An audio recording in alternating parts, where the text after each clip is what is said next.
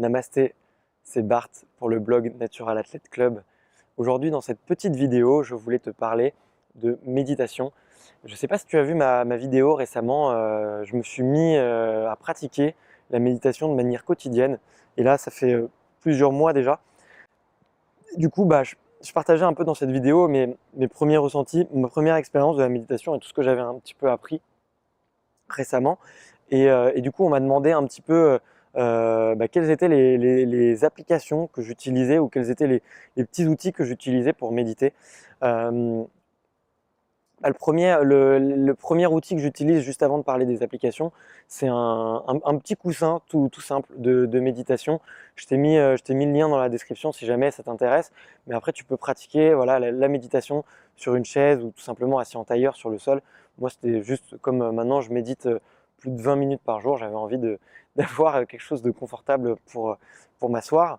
Et sinon, en dehors de ça, j'ai testé 3 applis, même 4 applis de méditation que j'ai trouvé vraiment super sympa. Et du coup, je voulais t'en parler. La toute première, c'est la plus connue en France. Elle s'appelle Petit Bambou. C'est une super app, en fait, tout simplement, qui est fait par un duo de Français. Je crois qu'ils habitent dans le nord de la France. Je sais plus, peut-être que je me trompe.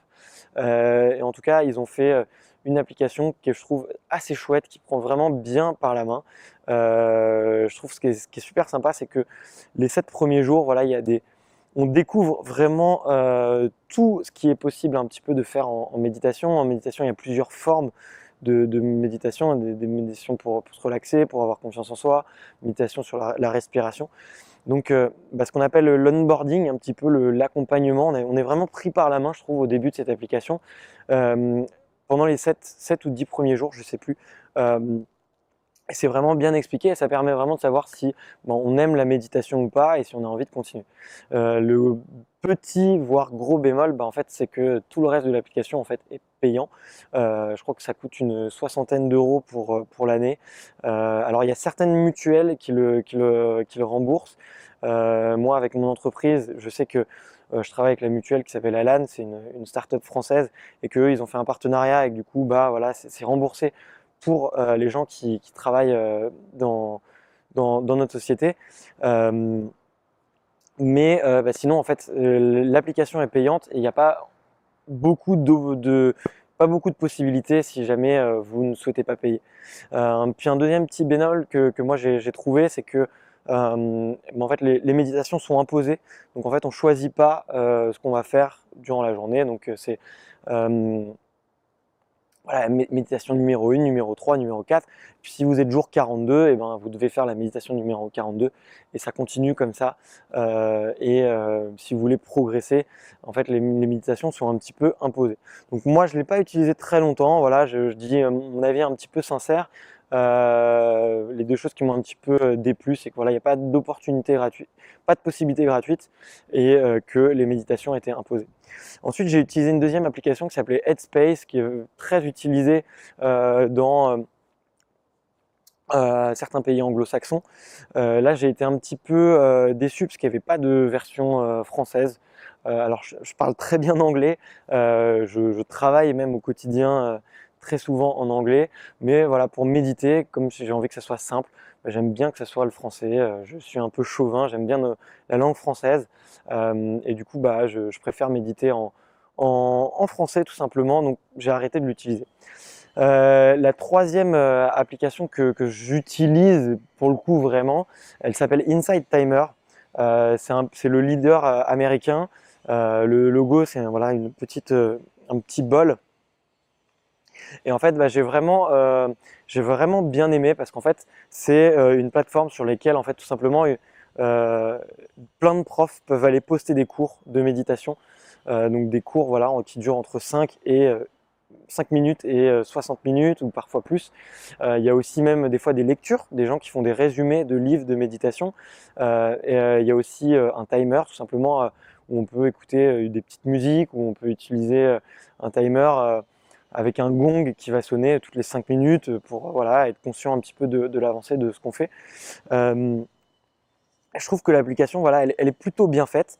Et en plus, c'est même quasiment un réseau social parce qu'en fait, on peut se connecter avec des profs. Donc moi, tous les profs que j'aime bien, je peux devenir leurs followers. Et en fait, chaque fois qu'ils vont sortir un nouveau cours, je vais être averti, je vais avoir une notification. Et je vais aussi pouvoir suivre en fait d'autres gens, me connecter avec d'autres gens qui pratiquent la méditation et des gens qui font un peu les mêmes méditations que moi. Et ça me permet de découvrir d'autres méditations. Comme ça, je peux voir ce qu'ils ont aimé. Voilà, donc ça, je trouve ça assez sympa. On peut aussi noter les méditations.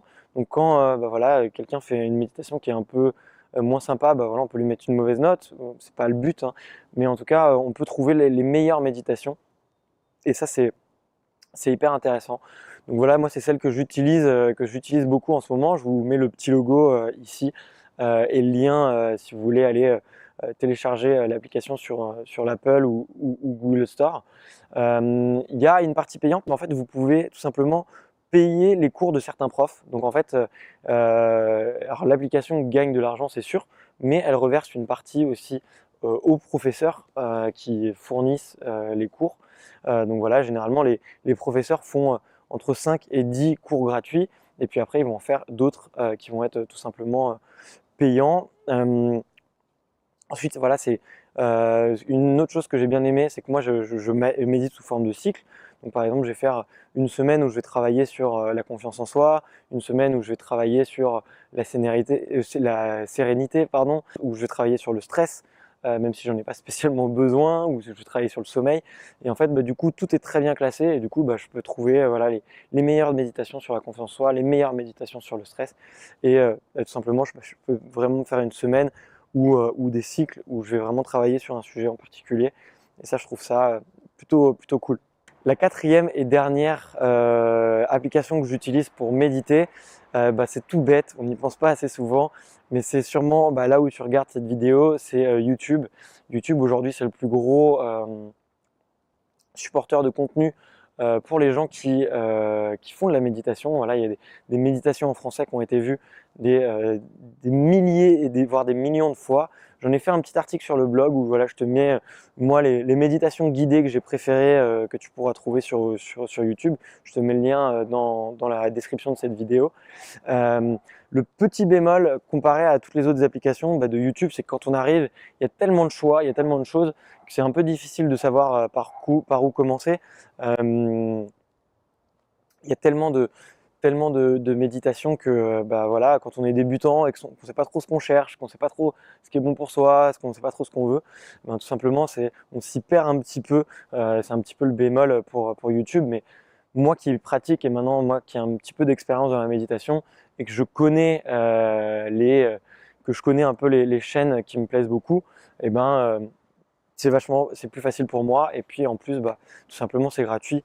Le deuxième petit bémol, c'est qu'avec moi mon téléphone, je sais pas si ça fait pour vous pareil, c'est que s'il se met en veille, du coup la méditation s'arrête. Du coup je paramètre mon téléphone pour que la vidéo ne se mette pas en veille, tout simplement. Voilà, et sinon on peut utiliser YouTube comme une super application de méditation. Voilà, j'espère que cette vidéo vous a plu, j'espère qu'elle vous a intéressé. N'hésitez pas à me dire en commentaire quelle application vous utilisez et pourquoi, qu'est-ce qui vous plaît simplement dans ces applications. Et si vous avez tout simplement d'autres conseils aussi pour méditer, moi je suis encore un débutant dans la pratique.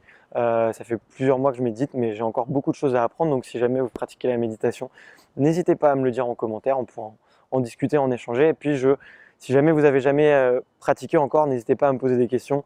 J'adore répondre à toutes vos questions dans les commentaires.